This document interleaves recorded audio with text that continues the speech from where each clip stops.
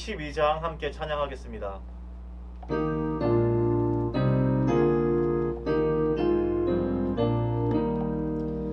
겸손히 주를 섬길 때 괴로운 일이 많으나 구주 연행에 힘주사 잘 감당하게 하소서. 인자한 말을 가지고 사람을 감화시키며 갈 길을 잃은 무리를 잘 인도하게 하소서. 그 주의 귀한 인내를 깨달아 알게 하시고 굳건한 믿음 주셔서 늘 승리하게 하소서. 장래의 영광 비추사 소망이 되게 하시며 우주와 함께 살면서 참 평강 얻게 하소서. 아멘.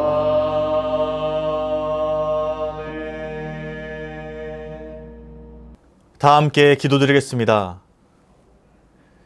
내가 나의 침상에서 주를 기억하며 새벽에 주의 말씀을 작은 소리로 읊조릴 때에 하오리니 주는 나의 도움이 되셨음이라. 내가 주의 날개 그늘에서 즐겁게 부르리이다. 주님, 새벽 이 시간 우리에게 하루 중 가장 귀한 은혜로 채워 주옵소서. 주님의 날개 그늘 아래 우리를 품어주시고 그 날개 아래에 있을 때 우리가 가장 안전함을 느끼며 고백하며 살아가게 하여 주시옵소서. 주님, 우리는 연약합니다. 거센 풍파와 시련 앞에 아슬아슬 줄타기하며 우리 삶을 살아내는 연약한 존재입니다. 그러나 그렇기에 우리는 인간적인 방법을 의지하는 것이 아니라 능하고 강하신 주님을 의지할 수 있습니다. 가장 약할 때 임하는 주님의 강함을 신뢰하며 붙잡으며 담대하게 살아가는 우리 모두 되게 도와주시옵소서. 늘 그렇게 우리와 동행하시는 주님을 붙잡으며 주님과 함께 우리의 삶을 채워갈 수 있도록 인도하여 주시옵소서. 이제 주님께서 허락하신 말씀의 자리로 나아갑니다. 오늘 하루도 이 말씀 붙들고 주님의 날개 그늘 아래 살아갈 수 있도록 인도하여 주옵소서. 감사드리며 예수 그리스도의 이름으로 기도드립니다. 아멘. 오늘 하나님께서 우리에게 주신 말씀은 요한계시록 3장 10절 말씀입니다. 내가 나의 인내의 말씀을 지켰은즉 내가 또한 너를 지켜 시험의 때를 면하게 하리니. 아멘. 오늘의 근본세 한 문장. 불굴은 인내보다 더 많은 의미를 갖고 있습니다. 우리가 바라보는 것이 반드시 실현될 것이라는 절대적인 확신과 그 소망을 바라며 인내하는 것이 합쳐질 때 이를 불굴이라고 합니다. 하나님의 비전을 품으라 라는 제목으로 말씀 전하겠습니다. 그리스도인들만이 자주 쓰는 용어가 있는데요. 은혜나 거룩, 경건, 소망 이런 단어들은 우리가 참 익숙하게 사용합니다. 그런 단어 중에 하나가 바로 비전입니다. 그래서 그리스도인들에게는 이 비전을 가지라 라는 말을 참 많이 사용합니다. 물론 세상에서도 꿈과 비전을 이야기하기는 하지만 우리의 비전은 그 목적과 방향이 조금은 다릅니다. 그래서 우리가 정확히 알아야 할 것은 이 비전을 가지고 있는가 가지고 있지 않는가가 아닙니다. 누구의 비전을 가지고 있고 그 비전을 어떻게 이뤄가는지가 우리에게 있어서 중요합니다. 그런 의미에서 우리는 나의 비전이 아닌 하나님의 비전을 품어야 합니다. 우리 삶에서 성취하고 이뤄야 할 비전은 바로 그 하나님의 비전입니다. 분명 세상의 비전과 다릅니다. 나의 비전은 나의 목적과 꿈과 삶의 이상향이 되지 말아야 합니다. 하나님의 비전을 우리는 품고 나아가야 합니다. 그런데 놀라운 것은 이 하나님이 주신 비전을 품고 가면 반드시 이 비전이 성취된다는 사실입니다. 하나님이 주신 비전은 하나님의 약속으로 주신 것이기에 반드시 성취되는 그런 비전입니다. 그럴 수밖에 없는 것이 하나님의 비전은 누구보다도 하나님이 이 비전을 이루길 원하십니다. 하나님께서 이 비전과 약속을 이루시기 위해 신실하게 일하십니다. 중요한 것은 이 비전을 기다리는 우리의 자세입니다. 하나님이 하실 때, 하나님이 이루실 때를 소망하며 기다리는 것이죠. 하나님께서 신실하게 이 비전을 이루실 것을 믿고 확신하며 기다리는 것이 중요합니다. 여기에 오늘 이 비전과 관련된 하나의 표현이 나옵니다. 바로 불굴이라는 단어인데요.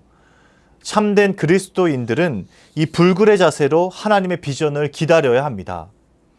불굴은 그저 버티는 인내 그 이상의 것입니다.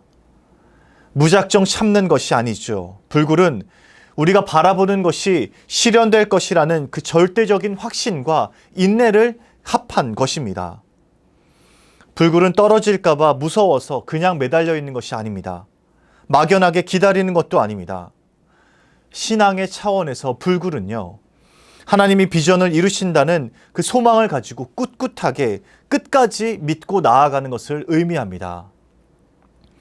그리스도인들은 자신이 정죄받는 것보다 예수님의 비전이 이루어지지 않을지도 모른다는 그 두려움에 사로잡혀 있습니다. 예수님이 말씀하신 사랑과 정의와 용서와 자비와 같은 것들이 나타나지 않고 사라질까 봐 두려워하고 불안에 떱니다.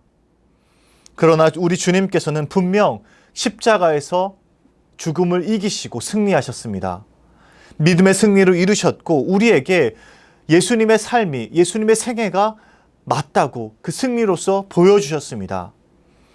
그렇기에 우리는 영적 불굴의 자세로 주님의 비전을 가슴에 품고 나아가면 됩니다. 전전긍긍하면서 두려워 떠는 상태에서 벗어나야 합니다.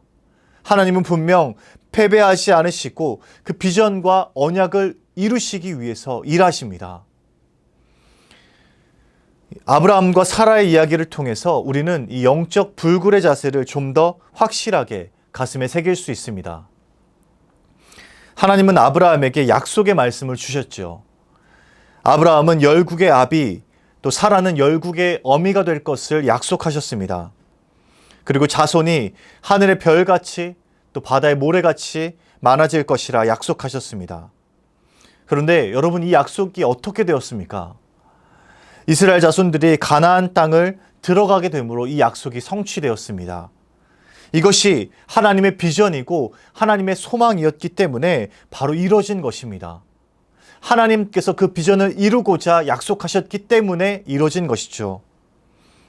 인간적인 기준으로 볼 때 아브라함과 사라는 그러한 엄청난 소망을 가질 엄두도 낼 수 없는 상태였습니다. 자신들은 아들 하나도 얻지 못하는 신세였죠. 그런데 하나님께서 그 자손이 셀 수 없게 될 만큼 많아질 것이라 비전을 주셨습니다. 이 말씀을 무조건 믿고 불굴의 자세로 기다릴 수 있는 사람이 과연 몇 명이나 될까요? 그래서 아브라함도 하나님 앞에서 실수를 범합니다.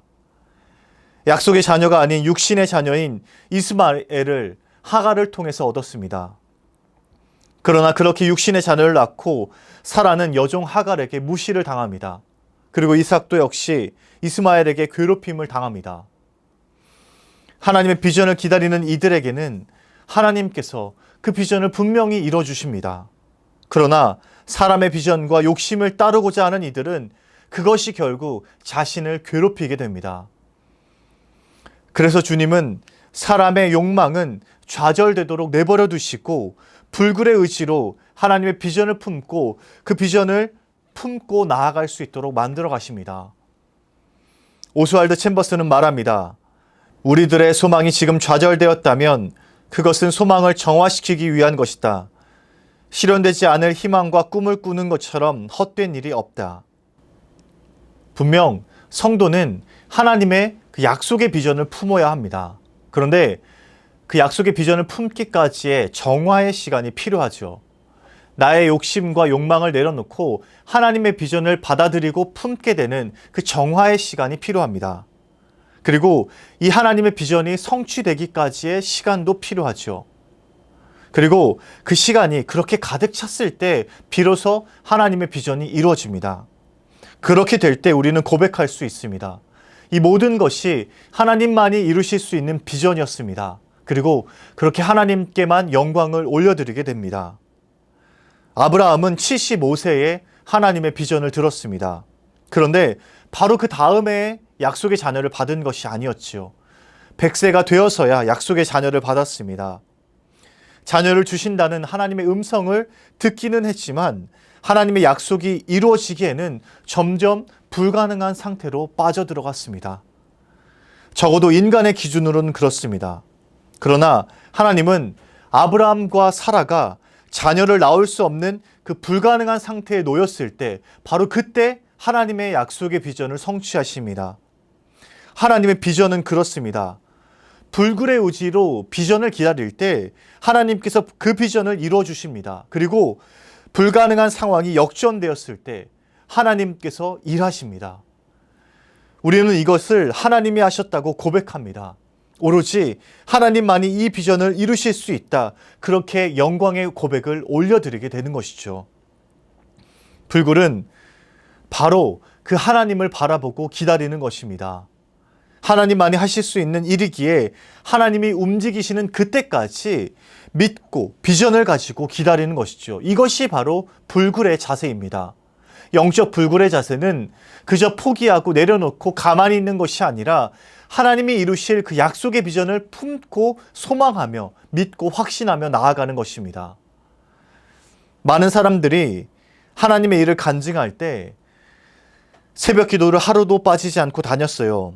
정기적으로 금식 기도를 했어요. 또 열정적으로 전도를 했어요 라고 간증을 합니다. 그러나 주님이 듣기 원하시는 것은 하나님의 때에 하나님이 성취하셨습니다.